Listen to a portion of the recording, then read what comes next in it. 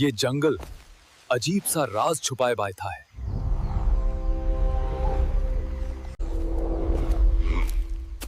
किसने मुझे बुलाया? ये आवाज कहां से आ रही है? तुम्हें यहाँ आने की हिम्मत कैसे हुई? ये जंगल तुम्हारा नहीं है। मैं किसी से ना डरता, सामने आओ।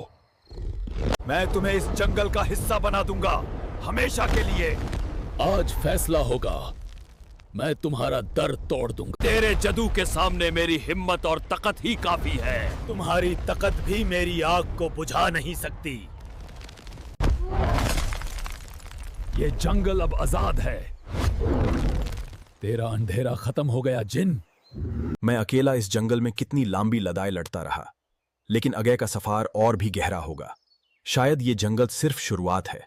कितनी लंबी लड़ाई के बाद ये छोटी सी चाय का कप भी एक बरकत लगता है। जंगल का सुकून ही असली दौलत है।